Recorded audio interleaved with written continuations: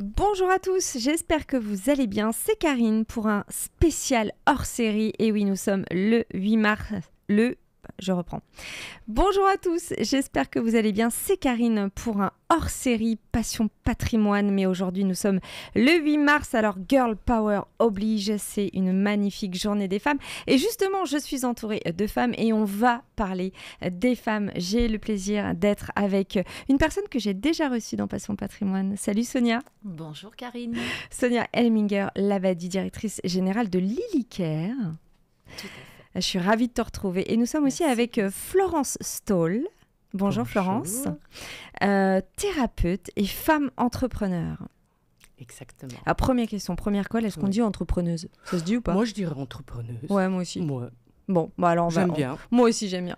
On va dire ça. On va parler prévoyance, on va parler santé mentale, on va parler vulnérabilité au travail, on va parler statut des indépendants et bien sûr de la place des femmes aujourd'hui en ce magnifique vendredi 8 mars. Je suis ravie de vous avoir de plus en plus nombreux. Si vous aimez cet épisode et vous allez l'aimer, eh bien, je vous invite à partager, à liker et à vous abonner. Je vous invite également à la fin de cet épisode à me faire part de vos remarques, de vos questions et comme ça je les orienterai vers mes deux invités. Voilà, on va commencer déjà peut-être par vous présenter toutes les deux parce que c'est vrai que pour nos auditeurs c'est important de savoir qui vous êtes, de quoi vous parlez et pourquoi est-ce que vous avez été sur cette thématique de la prévoyance des indépendants. Sonia, je te laisse commencer. Eh bien, je suis directrice générale de Lilycare. Lilycare, c'est une plateforme digitale dédiée aux professions indépendantes. Pour les protéger au niveau de la protection sociale, ça va regrouper 4 grandes familles, on va dire, la mutuelle santé, la complémentaire, la prévoyance, la retraite complémentaire, supplémentaire et l'épargne salariale. Voilà. Ok, j'ai envie de te demander, même si je connais déjà la réponse parce que je t'ai reçu longuement au sein de Passion Patrimoine, pourquoi est-ce que tu as fait de ta vie cette mission? Pourquoi c'est si important pour toi de lancer cette plateforme? Enfin, le lancement officiel, c'était en octobre dernier 2023, mais pourquoi est-ce que tu as été sur ce terrain-là, Sonia?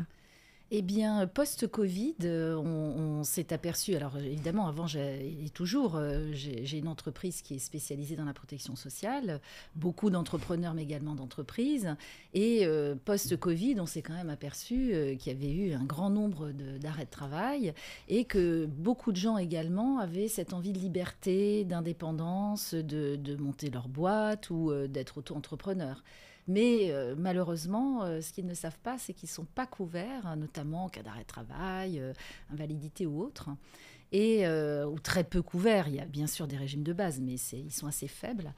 Et donc, avec cette expérience et avec cet engouement de l'entrepreneuriat, avec 4 millions aujourd'hui d'entrepreneurs ou d'auto-entrepreneurs, on s'est dit qu'il faut monter une plateforme pour que ça soit un facilitateur pour que ces personnes soient couvertes et qu'elles prennent conscience que leur protection, c'est important. Autant qu'ils protègent leur voiture, leur maison. Ouais. On va voir, il y a des choses qu'on ne soupçonne pas quand on monte sa boîte et on ne se pose pas les bonnes questions, en fait. J'ai l'impression. Florence, du coup, on ne se connaît pas. Donc, du coup, même punition. J'aimerais savoir justement ton parcours. Comment est-ce qu'on en est arrivé à être à la fois thérapeute et à la fois entrepreneuse? Oui. Alors, moi, je suis donc praticienne en EMDR accréditée et analyste psycho-organique. Okay. Et analyste psycho-organique, c'est une méthode qui permet aux personnes de retrouver leur unité psycho-organique, celle d'un être pensant et ressentant. Et je le dis parce qu'en fait, pour moi, ça a une vraie importance par la suite quand on parlera des femmes, c'est de se reconnecter à son corps et ses ressentis. Ouais. Je travaille en libéral, donc depuis 2009. Mais en 2009, j'étais sur parce que je suis aussi artiste, et j'étais danseuse et comédienne. Je suis, parce que je le pratique encore, mais j'enseignais, donc j'étais salariée. Okay. Donc j'étais les deux. Et en 2015, j'ai basculé donc, dans le libéral à 100%. Et c'est là où j'ai rencontré Sonia. Ok. Et Donc, je pratique au cabinet, je reçois des personnes en individuel et j'anime aussi des groupes de thérapie. Et j'ai créé des groupes destinés aux femmes et des groupes mixtes. Et j'ai créé des groupes destinés aux femmes depuis 3 ans pour aussi travailler à partir de leurs problématiques plus spécifiques, leurs questionnements, leurs doutes, leurs souffrances, mais aussi leur déploiement. Et de se retrouver, c'est pas une fin en soi, mais de se retrouver à un moment avec les femmes pour discuter de toutes ces thématiques-là et de se soutenir. De se soutenir, d'approfondir, de traverser, de transformer d'une façon active. Voilà. Ok. Tu as dit un mot qui m'est resté en tête. Tu as dit en 2008, j'ai basculé. Oui. Est-ce que en 2015. Pardon, en 2015, Ouais. j'ai basculé. Est-ce que tu as basculé dans... J'ai bien compris, tu es passée de salariée à entrepreneuse. Ouais. Est-ce que tu as basculé parce que tu as basculé psychologiquement aussi ? Alors, c'est une très très bonne question. C'est qu'en 2015, alors c'était plutôt en 2014, je me suis rendu compte, et je me rappelle très très bien, c'était pendant une réunion là où j'étais salariée, et tout d'un coup je me suis dit, mais je ne peux plus tout faire. C'est plus possible. Je travaillais presque 7 jours sur 7, j'avais 2 enfants. Je suis en couple, donc ça, on y reviendra, mais comment on gère, comment je pouvais partager, mais ça a été un grand apprentissage de faire déléguer, confiance, de faire déléguer. de lâcher, d'accepter que l'autre fait autrement. Ouais. Et je pense que là, on a vraiment un apprentissage et un merveilleux apprentissage à faire. Ah, mais tellement, le mot très important que tu as dit, c'est autrement. Ah oui, parce que je pense déconstruire et accepter que l'autre ne fasse pas comme nous on veut faire. Très difficile. Mais c'est hyper important et il y a ça, mais aussi c'est vraiment déconstruire des injonctions. En fait, on peut vraiment maintenant. Je redonnerai peut-être des exemples, mais déjà d'accepter qu'on est imparfait. On est imparfaite et c'est génial d'être imparfaite parce qu'on est la mère qu'on est, on est l'entrepreneuse qu'on est, on fait au mieux. Et une fois qu'on a compris ça, on est peut-être moins exigeante. Oui, alors on a une capacité qu'on relie souvent à la charge mentale parce que moi, c'est un nouveau concept que je me suis attribué, c'est « je me déborde ».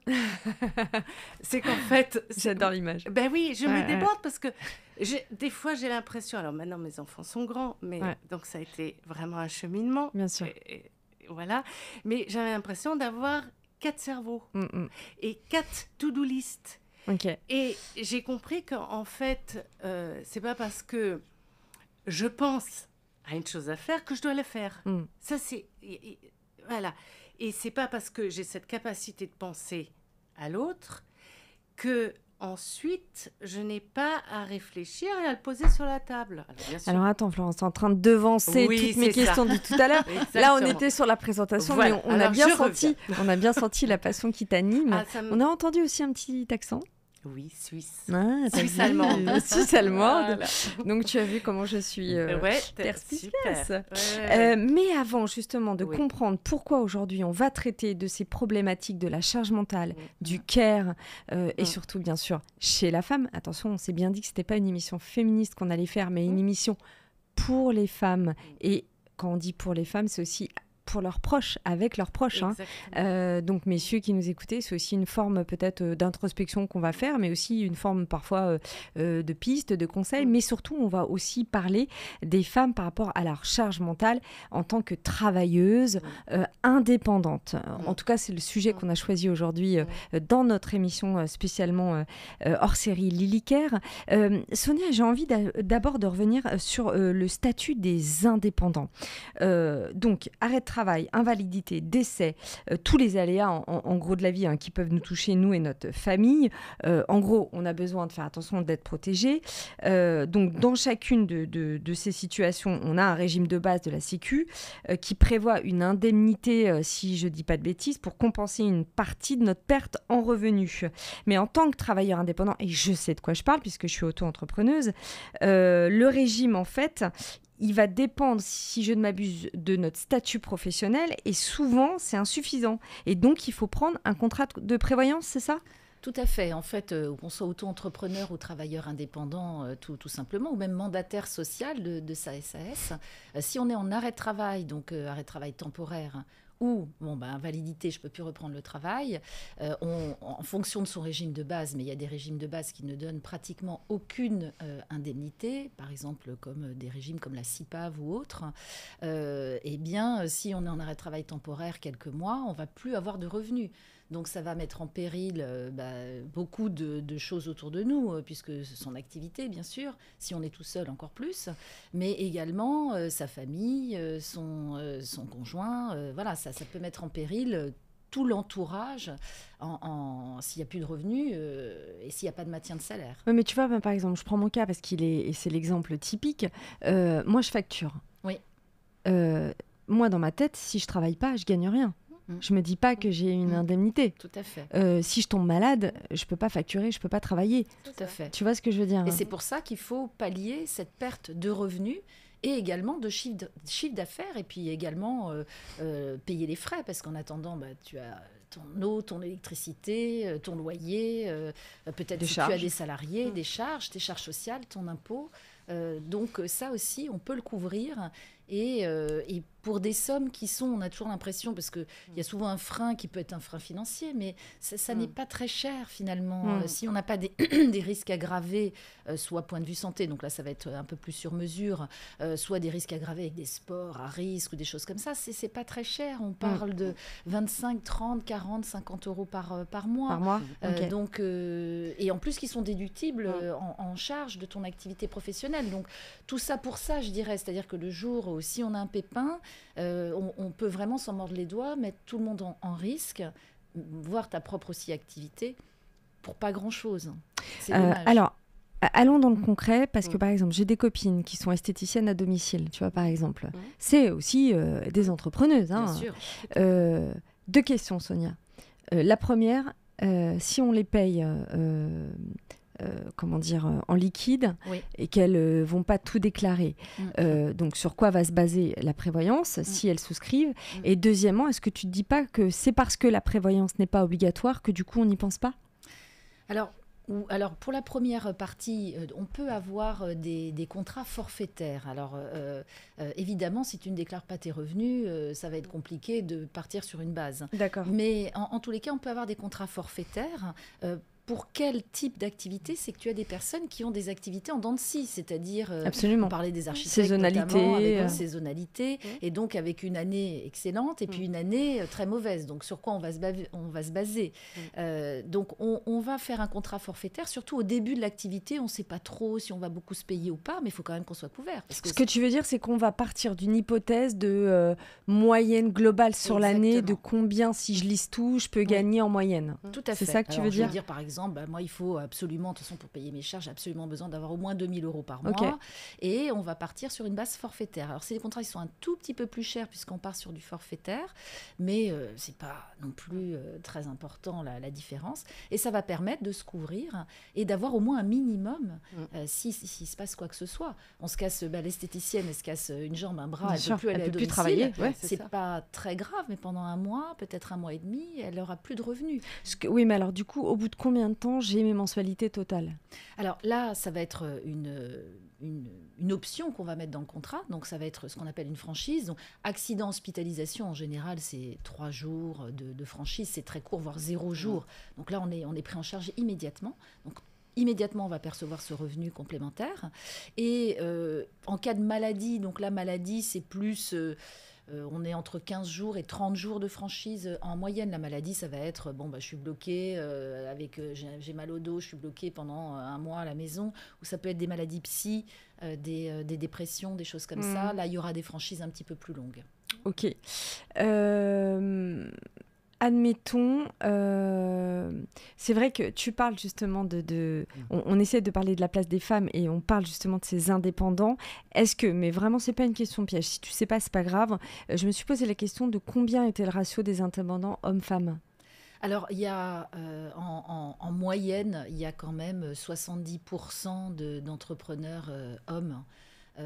En indépendant? Oui. Ok. Ouais, en moyenne. Ok, donc 60, vous voyez messieurs, 70. cette émission est large même si on est le 8 mars.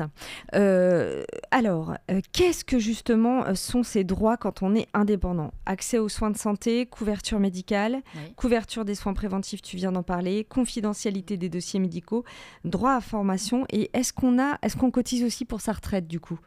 Alors, on cotise, il y a une cotisation obligatoire, comme les salariés pour sa retraite, mais on sait que comme on cotise moins en tant qu'indépendant, bah forcément, à la sortie, on aura moins. Donc, effectivement, alors ça, en début d'activité, c'est pas spécialement ce qui va être privilégié. Ce qui va être privilégié, c'est vraiment la prévoyance. Si on a un gros pépin, et puis le décès, évidemment, aussi, c'est le pire des scénarios. Mais la deuxième phase, quand on commence à avoir un petit peu d'activité, quand on commence à gagner un peu sa vie, avoir des revenus, pouvoir mettre de côté. Là, il faut très, très rapidement pouvoir mettre en place des contrats de retraite complémentaires pour les indépendants.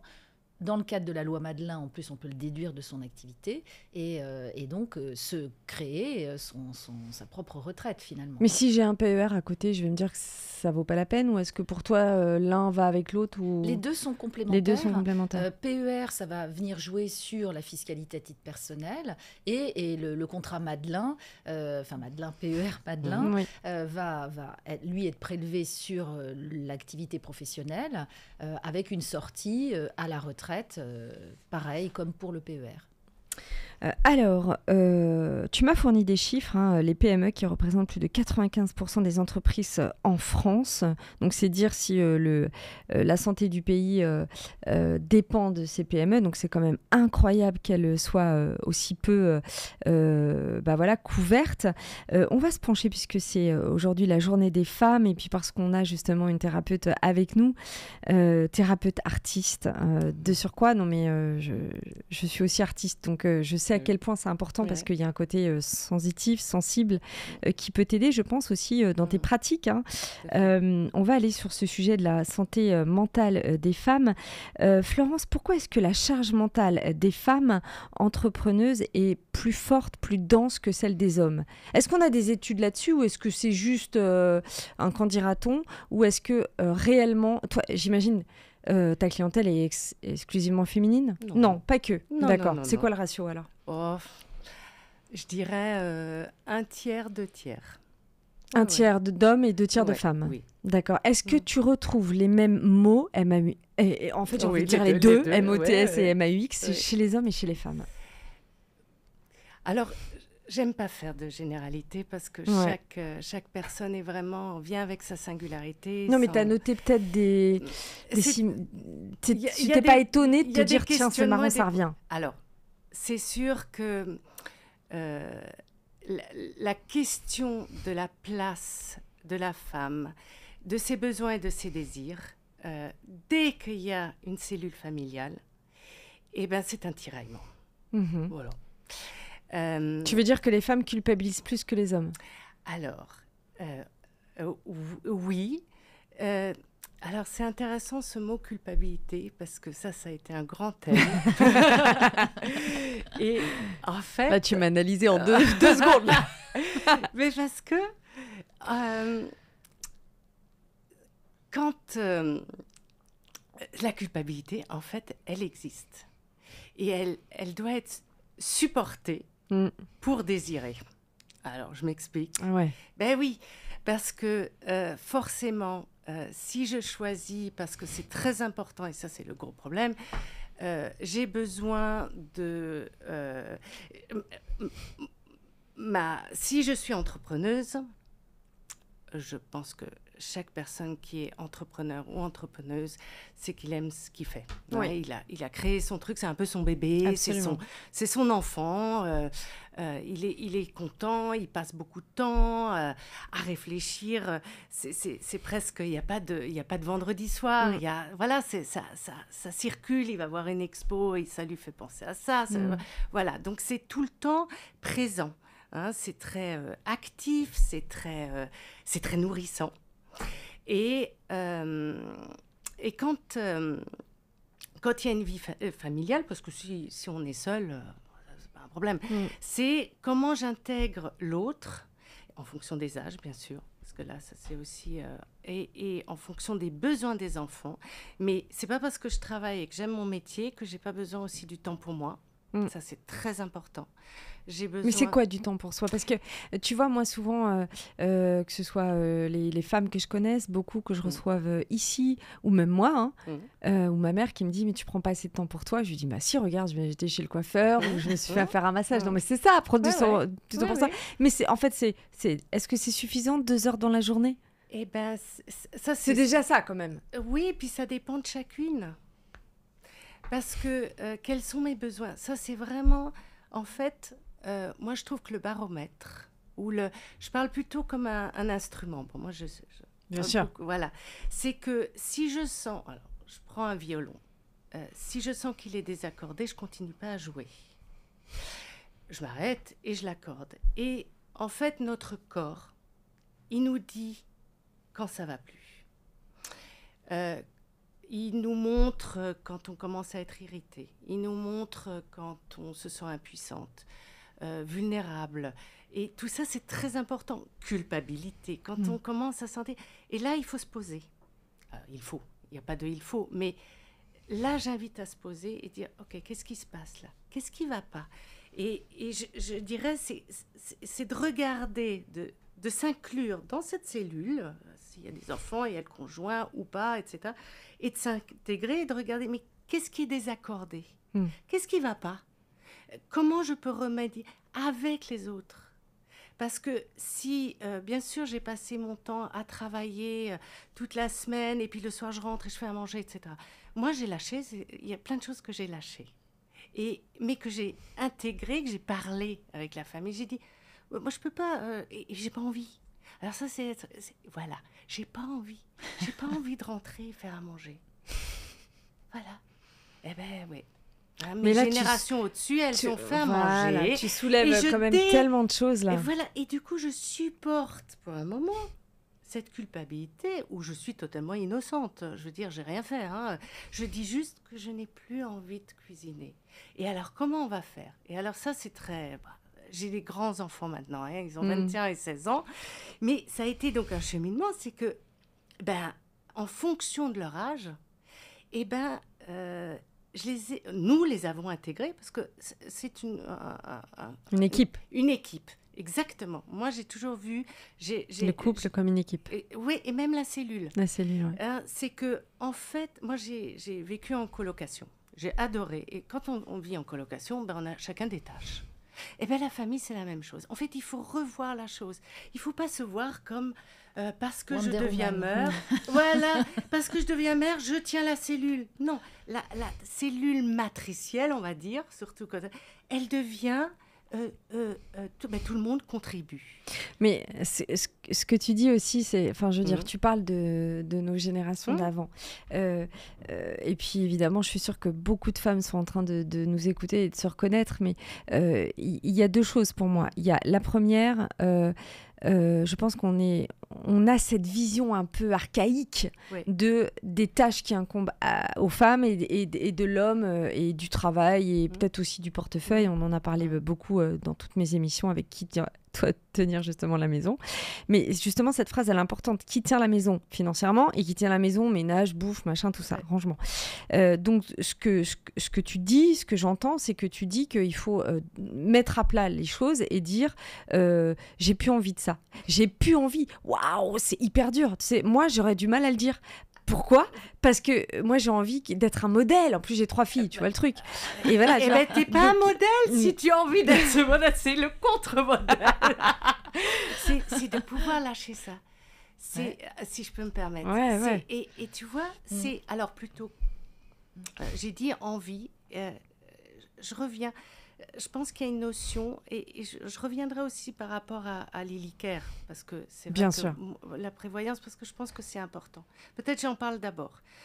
Pour moi, il y a 3 points. Pourquoi, en tant qu'indépendante, ça me semble important, en tout cas moi j'ai pensé comme ça, c'est que quand j'ai décidé de me mettre à 100% en indépendante, ce qui était important, mon besoin, c'était d'être garante de ma protection et de ma sécurité. Ça veut dire ce qui m'arrive, s'il m'arrive un truc, si je tombe malade, je continue à être autonome et indépendante. Premièrement, par rapport à moi, parce que ça, c'est très important. Ça, c'est tout mon... Mais aussi par rapport à mon partenaire. Alors, pourquoi ? Parce que je trouve que c'est une trop lourde responsabilité de faire porter. C'est pas à lui de porter ça.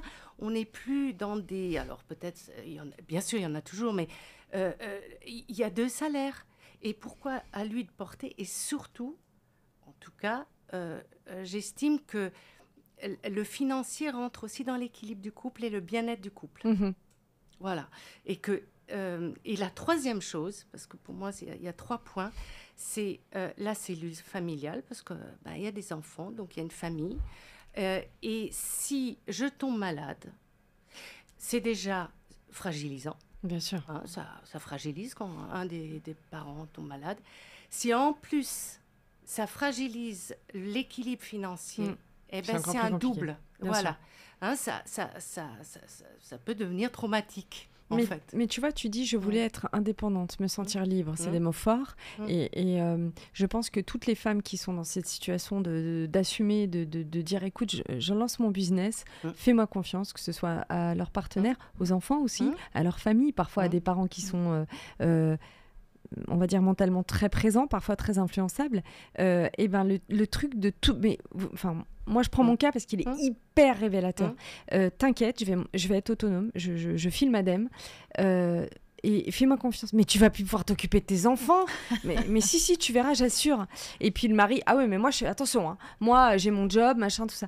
Donc en fait, cette 2e charge le soir, cette 2e charge mentale, elle vient aussi du qu'en dira-t-on, de la société. Est-ce qu'il n'y a pas un problème aussi en termes de mentalité, de culture ? Je suis sûre que dans d'autres pays, c'est les mecs qui restent à la maison. Tu vois ce que je veux dire ou pas ? Mais je crois qu'il faut... j'ai envie de dire que... oui, ça existe tout ça. Hein, je ne remets pas du tout, et malheureusement trop encore. Mais c'est le partage. C'est de poser, chacun a ses besoins et chacun a ses désirs. Et le partenaire a des besoins, des désirs. La femme, elle a des besoins, des désirs, les enfants. Hein. Et c'est de peut-être... il y a beaucoup de peur quand on entend ça. Tu vois, mais comment tu vas faire ? Bien sûr. Ok, comment on va faire ? Qu'est-ce qui est possible ? C'est comment on va faire ? Ok. Et qu'est-ce que ça change ? Bien sûr, tout changement crée un stress, de l'instabilité. Et comment on peut faire autrement ? Et c'est vrai qu'on va un peu pulvériser. C'est drôle parce que ma fille, elle a dit l'autre jour, quand j'étais petite, je me disais, oh, on mange pas tous ensemble. Oui, moi je rentre à 21h, c'est mon choix. Hein, j'aime bien travailler le soir. Par contre, ce qui était important pour moi, c'est de quoi ils ont besoin. Ils ont besoin de ma présence. Mais ma présence, elle n'est pas forcément autour de la table. Elle n'est pas parce qu'on mange. Et la première chose que j'ai toujours fait, c'est je rentre et je vais dans leur chambre et je me pose et on discute. Et c'est pas forcément la quantité, c'est pas tout ce que je vais faire pour eux qui va faire que je vais être une bonne mère, parce que voilà, c'est comment je vais être avec et à quel moment. Et les enfants, ils s'adaptent du moment où je pense que c'est très important à chaque âge, parce que les besoins changent. Bien sûr. Ils changent. Et c'est de regarder, ok, de quoi il a besoin à ce moment-là. Et comment on peut pallier la cellule, le partenaire, comment on peut faire. Nous, on n'a pas de famille autour. Donc, il y a des babysitters. Ça a été super, les babysitters. Parce que finalement, c'était...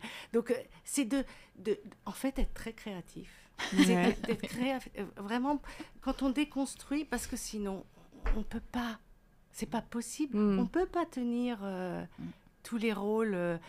On les tient. Et bancal, quoi. Différemment.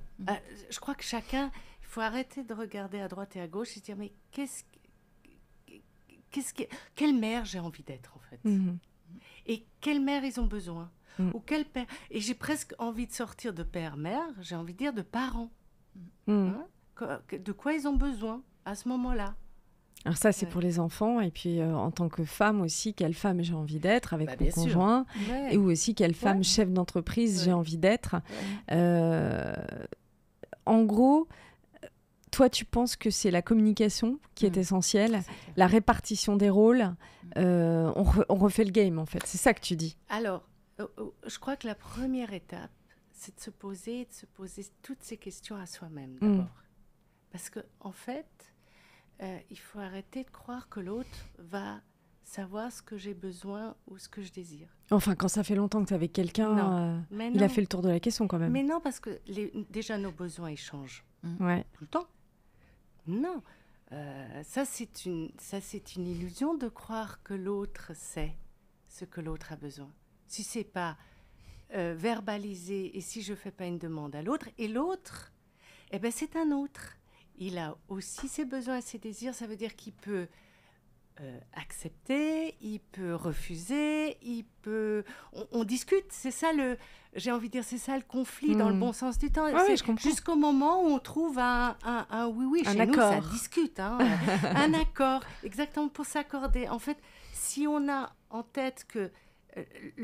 si on a envie que ce soit juste pour tout le monde. Juste, ça ne veut pas dire que c'est pas juste s'il y en a un qui se sacrifie. C'est juste, c'est de trouver jusqu'au moment où est-ce que ça va pour vous, est-ce que ça va pour moi, ça a toujours été. Je regardais, je discutais avec mes enfants pour voir si ça allait, si c'était ok, si c'était parce que moi je travaille beaucoup les week-ends, je donne des stages alors maintenant on en rigole, mais ils me disent ah ben maman elle est en stage, maman elle est pas là. Mais c'est devenu une blague parce que bien sûr j'étais pas là, mais il y avait leur père et on en discutait avant. Mais par contre ma décision, il fallait que j'aille donner mon stage. Je remettais pas en question mon stage parce que si j'avais remis en question mon stage, j'en aurais voulu à la terre entière, en fait. Mais là, on parle aussi beaucoup des femmes en couple qui sont pas seules, mais il y a aussi toutes ces femmes qui sont seules. Et ça, c'est très important aussi. Du coup, d'avoir ces outils de prévoyance, on verra, Sonia, tu me répondras, s'il y a aussi un aspect psychologique, une aide, un support chez Lily-Care, ou si c'est en projet, je ne sais pas. Mais ces femmes qui sont seules, j'imagine, Florence, tu dois en avoir dans ton cabinet. Ah, mais complètement. Et je voulais... Ça, je veux vraiment le dire, c'est que moi, je parle en mon nom. Hein, c'est vrai que moi, je suis à deux. Hein, et c'est pas du tout pareil quand on est seul. Alors, on n'est pas vraiment seul parce que le père ou le partenaire, il est à quelque part. Oui. Hein, et après, ça, c'est encore tout un autre... Une organisation, ouais. Toute une autre organisation, comment le couple parental fonctionne. Bien sûr, il n'y a peut-être plus le couple conjugal, mais comment fonctionne le couple parental? Et là, on rentre vraiment dans quelque chose. Bon, je pense que c'est pas le Non, bien sûr, sujet, c'est très complexe, mais j'imagine que la charge est peut-être deux fois. Je dirais pas deux fois pire parce que parfois on peut se sentir très seul en couple, mais ce que je veux dire, ou parfois même être avec quelqu'un qui nous nuit plutôt que nous aide. Donc moi je compare pas les choses, mais je dis juste qu'il y a plusieurs cas de figure de femmes qui se lancent justement à lancer leur entreprise, mais qui doivent assumer une parentalité seule ou dans des conditions compliquées ou en couple. Mais de toute façon, Florence, je donnerai tes coordonnées à la fin pour celles qui auront envie. Mais c'est vrai que ça, je reviens dessus, ça c'est vraiment un gros travail aussi. Ouais. En effet, quand la femme, elle est seule, parce qu'en fait, je veux dire seule, comment elle fait passer le besoin et le message, comment il peut passer, comment tout ça peut s'articuler, ça c'est tout un domaine Très dense. Très, très dense. Ouais. Alors, pour justement alléger cette charge mentale, en tout cas quand on a monté sa boîte, au début encore plus, mais aussi, justement, tu vois, comme moi, mauvais élève, ça fait un bout de temps, puis j'ai toujours pas de prévoyance. Mais aussi, voilà, comment est-ce qu'on rattrape le tir? Alors, déjà, première question, mais on vient un petit peu quand même de l'aborder. Est-ce que les chefs d'entreprise s'inquiètent, se posent des questions sur leur santé, Sonia? Il y a un tiers des chefs d'entreprise qui ne sont pas couverts par une prévoyance. Ils n'y pensent pas. Mais parce qu'on se dit aussi qu'on a la Sécu. Oui, tout à fait. Et c'est pas la même chose en fait. Effectivement, ils confondent le remboursement du médecin qu'on va voir avec, en cas d'arrêt de travail, le maintien de salaire. Ce sont deux choses complètement différentes. On confond souvent la mutuelle santé. On va se dire, oui, mais si je suis en arrêt de travail, je vais avoir des indemnités journalières. Non, mais pas du tout. Ça va dépendre du régime, etc. Effectivement, si je suis malade, je vais être hospitalisée, je vais avoir une prise en charge par la Sécu, éventuellement une complémentaire santé. Mais pas cette histoire de maintien de salaire. C'est pas inclus ça quand tu as un forfait dans ta banque? La banque, dans ton assurance, elle inclut pas la prévoyance quand tu es indépendant? Alors, si tu prends à ta banque ou ailleurs une assurance prévoyance, ça peut effectivement l'inclure. Mais souvent, et ça, il faut faire très attention, ce sont des prévoyances qui sont vraiment très, très, très peu chères, mais qui ne couvrent qu'en cas d'accident. Donc là, évidemment, c'est un risque qui arrive 1% des fois. Le risque le plus important, c'est la maladie, bien entendu, et puis l'hospitalisation. Je tombe, je me casse une jambe. Est-ce que tu as un cas concret d'une conséquence grave, justement, d'une personne comme ça indépendante qui n'a pas pris de prévoyance, pour qu'on comprenne bien l'étendue du sujet? Effectivement, par exemple, une profession médicale, parce que ça, c'est assez facile à comprendre, mais un chirurgien, par exemple un chirurgien dentiste qui a besoin vraiment de ses mains pour travailler, ou un kiné qui va perdre, le week-end, il va, parce que j'ai eu ce cas, il jardine, il va tondre la pelouse, ça marche pas, il y a un truc qui est coincé, paf, il y a un doigt qui passe dans la tondeuse, c'est terminé, il est en invalidité. Alors, nous, on pourra continuer à travailler, mais lui, il ne pourra plus jamais opérer, ou il ne pourra plus jamais masser s'il est kiné ou ostéopathe. Donc là, c'est une invalidité. Et si tu as 35 ans, 40 ans, jusqu'à tes 67 ans, pour une retraite à taux plein, comment tu fais pour vivre? Donc ça ne veut pas dire qu'il ne va pas pouvoir faire autre chose, parce que peut-être qu'il peut reprendre une autre activité, faire des formations aux autres chirurgiens, par exemple, où il n'aura pas besoin vraiment de manipuler. Mais en tous les cas, cette prévoyance avec l'invalidité va peut-être lui donner 4 000, 5 000 euros par mois jusqu'à ses 67 ans, pour que justement, il se pose, il se dise, maintenant, je ne peux plus travailler dans cette activité-là, mais je peux faire autre chose. Voilà. En gros, c'est comme une sorte d'assureur. Tu fais office d'assureur, quoi. Oui, tout à fait. C'est exactement ça. On va parler justement de cette plateforme, Sonia. Avant de revenir sur le lancement officiel, donc en automne dernier, je t'avais reçu à mon micro, donc je sais que pour toi, c'était l'émulation totale. Mais j'ai quand même envie que tu me résumes en quelques mots le sentiment qui t'a habité en automne quand tu as lancé la plateforme, parce que je sais que ça a été un gros travail, un gros challenge. Oui, tout à fait. Ça a été effectivement un gros challenge, parce qu'on connaît très bien son métier, on est professionnel dans notre métier, mais passer sur tout ce qui est digital, IT, etc., c'est le marketing digital, tous ces sujets que tu connais bien, c'est absolument un autre monde. Donc il a fallu apprendre. On a créé une première plateforme qu'il a fallu complètement scratcher finalement.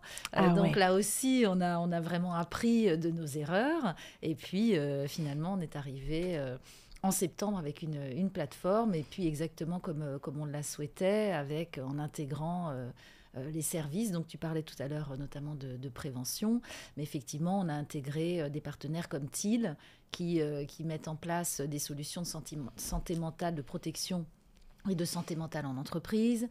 Concilio qui va faire de la conciergerie médicale pour toute personne, indépendante ou pas, dans le monde entier, des bilans de santé, en prévention. Physio qui va s'occuper de prévenir les maladies disco-vertébrales. Voilà, on a plein d'acteurs dans ton écosystème qui sont comme une sorte de différents services auxquelles on pourra souscrire. Excuse-moi, je pense aussi à quelque chose. Est-ce que les personnes en ALD peuvent être concernées, touchées par des pathologies type cancer? Est-ce qu'il y a ce genre de choses aussi? Alors, oui, sur tout ce qui est effectivement conciergerie médicale, mais alors, sur la partie mutuelle santé, évidemment, si tu es en ALD, tu peux bien sûr souscrire à la complémentaire santé avec l'ILICARE, puisqu'on est courtier, on n'est pas assureur. Bien sûr. On va aller chercher la meilleure possibilité et les meilleurs contrats pour les personnes. Mais en tous les cas, la complémentaire santé va couvrir effectivement les surplus, puisqu'en ALD, on est quand même couvert une bonne partie, à 100% sur la pathologie. Mais pour la prévoyance, si quelqu'un est en ALD et qu'il veut souscrire une prévoyance, il y a quand même un questionnaire médical. Donc là, ça va être beaucoup plus compliqué. Alors, ça ne veut pas dire qu'on va tout de suite refuser. Alors là, on passera tout de suite. Ce ne sera pas l'ILICARE en full digital, si on peut dire ça comme ça. Ça sera vraiment, on fera du sur-mesure avec nos experts.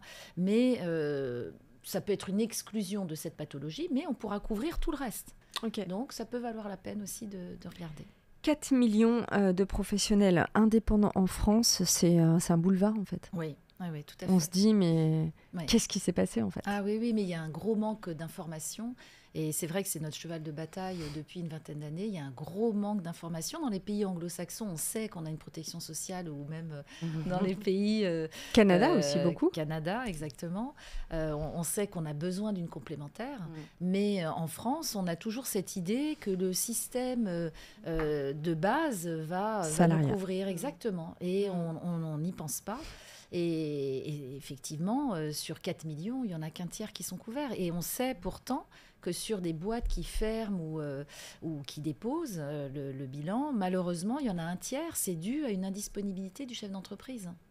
D'accord. Donc, parce qu'effectivement, si tu n'es pas couvert, qu'il se passe quelque chose, que tu es en arrêt de travail pendant 6 mois, qu'il n'y a pas de revenus qui rentrent dans l'entreprise, et tu fermes. Florence, je rebondis sur les propos de Sonia et je me dis, est-ce que dans tes patientes, on a parlé de la sphère familiale, de cette charge mentale en tant que femme, mère, épouse, mais est-ce que tu sens qu'il y a un désarroi total par rapport au recours possible quand on est chef d'entreprise? Est-ce que tu sens ce stress lié à l'argent, lié à la prévoyance, lié à voir loin? Est-ce qu'elle l'extériorise en fait? Pas trop. Non. D'accord. Non. C'est intéressant quand je t'écoute, Sonia. Non, c'est pas... Elles te disent pas, ce mois-ci, j'arrive pas à boucler mon mois, je sais pas comment je vais faire parce que moi, j'ai personne qui me paye. Oui. Voilà. Oui, mais pas comment je peux faire, par exemple. D'accord. Alors, où tu mets le curseur, où tu vois la nuance alors? Non, parce que là, je pensais à ce que tu disais, c'est qu'en fait, il n'y a pas cette culture de se dire qu'est-ce que je peux mettre en place, comment je... Tu vois, voilà. Plus, en fait, cette anticipation de à la fois, je prends un risque d'être entrepreneuse, mais c'est un risque et en même temps, c'est excitant. Ouais. Et en même temps, comment je reviens, comment je me protège. Alors, tu vois ce que tu dis, ça me fait rebondir parce que au début, moi, quand j'avais pas assez de travail, je me disais il faut que je prospecte, il faut que j'arrête pas, tout ça. Je suis sûre que plein de femmes se reconnaissent dans ce cas-là, puisque en gros, si je travaille pas, j'ai pas à peu près le salaire qui correspond à mes charges. Et puis maintenant, j'en suis arrivée à être dépassée par tout ce que je fais et je sais pas dire non. Oui. Alors, tu vois ce que je veux dire. Donc, et je suis sûre que j'ai aussi des copines. J'ai une copine notamment justement qui fait des super soins esthétiques. Elle va chercher ses produits abroad. Enfin, elle a vraiment toute une qualité de service, de prestation, de choix des produits bio. Et en fait, elle ne sait pas refuser les rendez-vous. Elle a un temps de trajet très important entre chaque rendez-vous. Elle est obligée, je suis sûre que ça parle à plein de femmes, de se déplacer avec sa table, ses sacs, son matériel. Alors, ça se décline à plein de métiers différents. Et donc, elle a la fatigue physique, les embouteillages, et par contre, après, il faut qu'elle se donne puisqu'elle fait des soins. Et en fait, justement, j'ai l'impression qu'on n'est pas assez bien conseillé en tant qu'indépendant. Est-ce que... C'est quoi, toi, les conseils que tu donnerais? Non, je reviens exactement... je reviens sur ce que tu disais avant. Si, ce stress, il est connu, mais par nous tous, je veux dire, les mois d'été, on gagne moins les vacances, on est très tributaire finalement d'un rythme scolaire du pays. Et donc, bien sûr, c'est une tension avec laquelle nous vivons, en fait, quotidiennement. Et je dirais, c'est avec surtout les premières années. Et puis avec le temps, on connaît. En fait, finalement, on connaît le rythme de l'année. Oui, tu as raison. C'est un rythme qu'on connaît et on peut anticiper, on peut lisser l'année, quoi. Ouais, mais par exemple, ce que j'observe beaucoup, c'est que la difficulté à prendre des vacances. Ah oui. Et de travailler. Alors, il y a un double, c'est que j'aime mon métier, donc je continue. Donc, j'ai l'impression de ne pas être fatiguée, parce que ça me nourrit, mais en fait, si, j'ai besoin de prendre des vacances, ou les personnes ont besoin de prendre des vacances. Et l'autre, c'est, comme il y a du travail, je travaille. Alors justement, parlons-en de ces périodes de répit, que ce soit des vacances ou même une semaine de repos. Allez, 3 conseils que tu donnerais pour vraiment déconnecter. Est-ce que c'est basiquement couper tous les appareils électroniques ou est-ce que toi, tu irais sur d'autres choses ? Tu fais de l'EMDR. Alors, pour ceux qui ne connaissent pas l'EMDR, tu me corriges, Florence, si je me trompe. C'est donc cette pratique qui utilise les yeux en même temps. Et ça vient, je crois, des États-Unis lorsque les soldats sont rentrés après la guerre de Vietnam pour Francine Shapiro. Voilà, exactement, pour leur faire oublier leur traumatisme. Et c'est les faire parler ou leur faire répéter des phrases avec des mouvements d'yeux, c'est ça ? Alors, non, on désensibilise et on retraite l'information. À travers, en fonction, quand il y a des situations traumatisantes. Oui, mais pas que, parce qu'on peut vraiment, la thérapie MDR, on peut l'utiliser sur l'estime de soi, sur plein de choses, des difficultés dans la vie. Donc, c'est vraiment, on cible et on retraite à partir des émotions, des sensations, des croyances négatives et des représentations. Ok. Et ça fait partie des thérapies brèves. Alors, ce qu'on appelle des thérapies brèves. D'accord. Oui. Et donc, voilà. Alors, on est en vacances. Oui. Qu'est-ce que tu nous autorises à faire et qu'est-ce que tu nous interdis de faire ? Alors, moi, je n'ai absolument pas de conseils. En plus, c'est pas du tout... Mon métier ne conseille pas. En tant que thérapeute, on ne conseille pas. Donne-nous des pistes. Mais par contre, j'ai envie de dire... de revenir à soi et qu'est-ce qui est bon pour soi, qu'est-ce qui me fait du bien. En fait, c'est plutôt toujours de se questionner de quoi j'ai besoin là maintenant, qu'est-ce que je sens. En fait, c'est de se poser et d'écouter, parce qu'en fait, je reviens au corps, notre corps, il sait exactement ce dont on a besoin. Est-ce que j'ai besoin d'aller me balader, prendre l'air? Est-ce que j'ai juste besoin de me poser? Est-ce que j'ai besoin d'écouter ma respiration? Est-ce que j'ai envie de papoter avec quelqu'un? Je veux dire, il y a plein de choses. Qu'est-ce qui me fait du bien? Qu'est-ce qui me ressource? Comment je m'autorégule? Comment je me... quels sont les... toute la petite boîte à outils, en fait, que je me constitue et qui est très personnelle. En gros, on revient à l'animal que nous sommes, quoi. Oui, ou tout simplement ouais, c'est vraiment de découvrir qu'est-ce qui me fait du bien, qu'est-ce qui me ramène à moi pour pouvoir repartir, me réaliser en fait. Me réaliser, c'est à la fois dans le monde, mais aussi avec moi-même. C'est comment je me réalise dans mon attention à moi-même. Mais parfois, ce qu'on... Excuse-moi, je prends cet exemple, mais... parfois on fait beaucoup de sport parce qu'on se dit que ça va nous faire beaucoup de bien et alors on s'astreint à 3-4 séances, je sais de quoi je parle, dans la semaine, et puis en fait finalement c'est peut-être pas ça qui nous fait du bien, je sais pas, tu vois ce que je veux dire. Mais tu vois, je crois que la vie est une expérience, en fait c'est d'expérimenter, c'est oser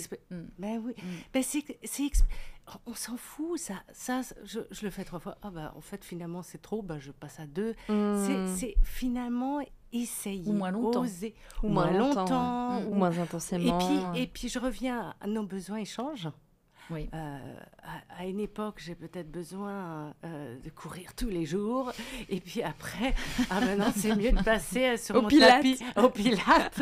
Et mes genoux vont peut-être me le dire. Non, mais c'est d'écouter, en fait, Je crois que c'est ça, c'est pas mentaliser la chose, c'est dire de quoi j'ai besoin. Ouais, de quoi j'ai besoin. Mais en fait, presque toutes les heures, c'est pas presque, nos besoins changent. Ouais, t'as raison, c'est un peu en fonction de nos humeurs aussi. Mais il y a des fois, le midi, on se dit, bon, alors je vais faire des courses, je vais acheter de la viande pour ce soir. Il suffit que le midi, on se tape un bon beefsteak au resto. On se dit, ah bah non, là, on a juste ce soir une salade et un peu de saumon et basta, quoi. Mais oui, parce que si on s'écoute, alors quand je dis s'écouter, c'est vraiment, c'est pas moi, hein, c'est vraiment de quoi j'ai besoin de quoi j'ai besoin là, maintenant. Qu'est-ce qui serait bon pour moi et en fait, c'est alors, je reviens aux sensations désagréables, hein, c'est que notre corps, nos tensions nous disent qu'il y a quelque chose. C'est juste un passage, c'est que cette tension va nous dire que peut-être j'ai besoin d'un truc pour détendre. Ouais, je comprends. C'est pas, je comprends. oh là là, je suis tendue. Non. Cette tension. Cette sensation m'envoie un message, en fait. Exactement. Je me dis pareil quand j'ai l'angoisse qui arrive. Je suis sûre qu'il y a plein de gens qui ont des attaques de panique ou d'angoisse. Je me dis, bon, ok, t'es reparti pour m'emmerder, mais peut-être que tu veux me dire un truc. Alors, je vais essayer de t'écouter. C'est pas facile de comprendre ce que veut l'angoisse, quand même. Hein. Bien sûr. Pas facile d'identifier le message derrière l'angoisse. Mais tu l'as dit, tu viens de le dire, c'est... il y a un message derrière. Des fois, ça prend du temps. Et elle revient, de toute façon. L'angoisse fait partie de la vie. Hein, évidemment. Je veux dire, évidemment. Mais exactement, moi, j'aime bien. C'est Sherlock Holmes, ça. J'aime bien, justement, chez moi, j'ai une faux femme au tiroir de Dali. Et ma dernière est très angoissée, elle a des très fortes angoisses, et donc je lui dis, bah tu vois, Dali il a pas fait ça pour rien, en plus il adorait les femmes, elles ont plein de tiroirs, tu vois, il y en a qui sont ouverts, il y en a qui sont fermés, et donc je lui dis, bon là ce soir t'as de l'angoisse, mais est-ce qu'il y a un loup? Non. Est-ce qu'il y a un monstre? Non. Bah alors à mon avis tu t'es planté de tiroir. Et donc j'essaie, tu vois, avec mes armes, tu vois, d'essayer de lui donner déjà ses armes en tant que femme, en fait, parce qu'elle a déjà vachement de pression. Lily Kerr, juste très important. Lily Kerr, j'aime bien ce nom. Il y a Kerr dedans. On est dans le Kerr, on parle que de ça depuis tout à l'heure. Il nous reste une petite dizaine de minutes pour vraiment parler de cette plateforme. On a bien compris les enjeux. Hein, vraiment. On a bien compris la place des femmes, on a bien compris ses émotions à écouter, à entendre, ses questions à se poser, comme ça, concrètement. Moi, j'ai besoin de comprendre comment maintenant ta plateforme fonctionne. Comment est-ce que, quand on est chef d'entreprise, on choisit le bon contrat ou le bon type d'accompagnement avec Lily Kerr? Alors, nous, effectivement, on est courtier, donc on va choisir les meilleurs contrats en fonction des besoins. On va se connecter sur la plateforme, on va avoir quelques petites questions pour essayer déjà d'anticiper la suite. Et puis, on va soit aller jusqu'au bout de la souscription tout seul, notamment pour tout ce qui est santé, en choisissant, voilà, je porte des lunettes, il y a quelques questions comme ça assez rapides. Ça se fait directement sur la plateforme. En gros, tu détermines ton type de profil. Tout à fait. Ça. Tout à fait. Et ensuite, ça va aller jusqu'à la signature électronique. En quelques clics, en 5-6 clics, tu pourras avoir ton contrat immédiatement. On va t'aider également, si tu as déjà un contrat actuellement, pour résilier le précédent. Et à tout moment, tu as un click to action pour appeler quelqu'un et pour avoir un expert qui réponde à tes questions. Et pour tout ce qui est prévoyance, là, c'est quand même un petit peu plus complexe.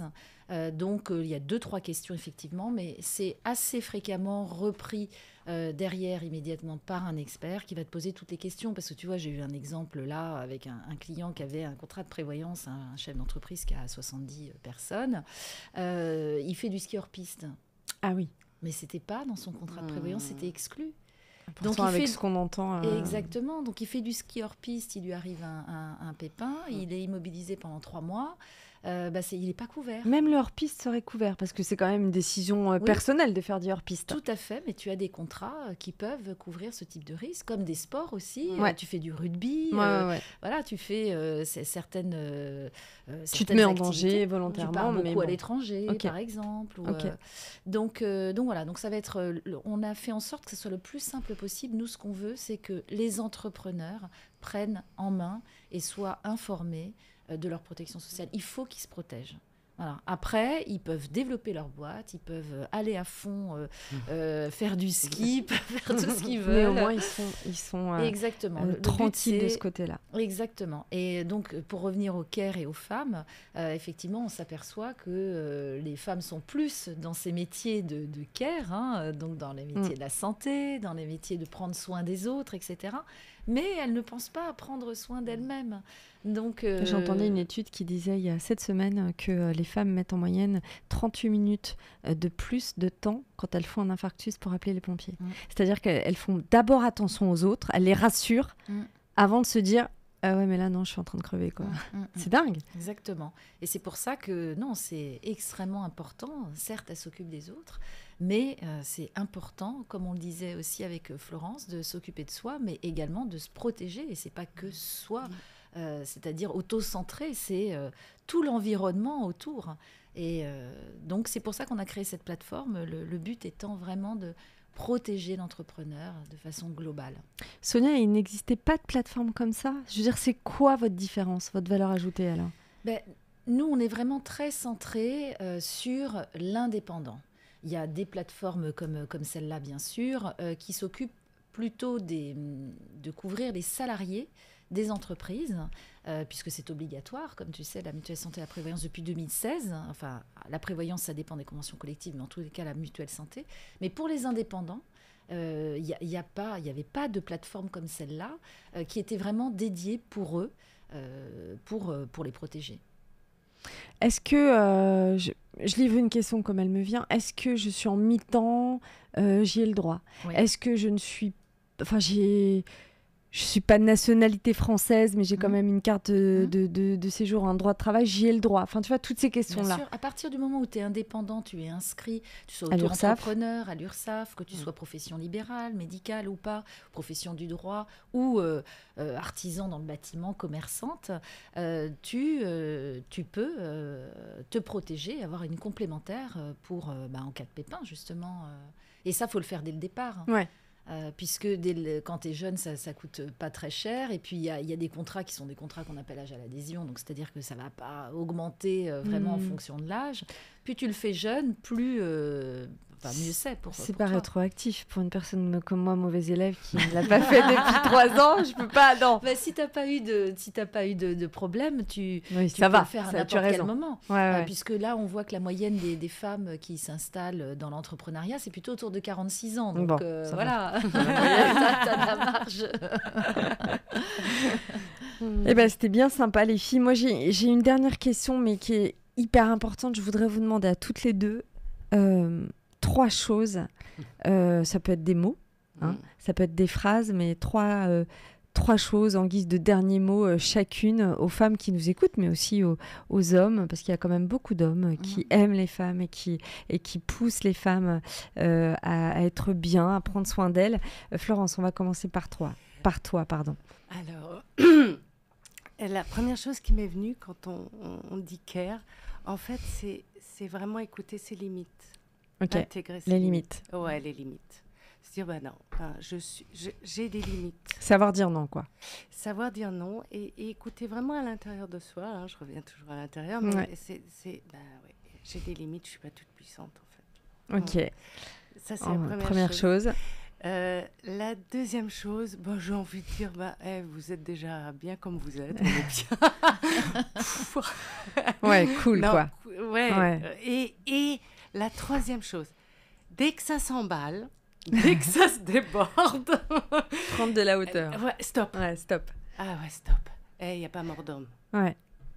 Et on se pose, on s'arrête, on écoute. Ok. Voilà. Merci Florence. Et toi Sonia, alors ça serait quoi? Moi, je dirais, effectivement, à toutes ces personnes qui se posent la question de se lancer dans l'entrepreneuriat, à toutes ces femmes, je dirais, vas-y, fonce. Et puis, de vivre avec passion pour tout, c'est-à-dire de faire les choses avec passion, d'y aller à fond et de faire le maximum pour s'éclater dans la vie. Et voilà. T'as résumé les 3 en une, quoi. Passionné, s'éclater, être à fond. Voilà, exactement. Et puis, prendre soin de soi, évidemment, parce que ça va Ça avec. va de soi.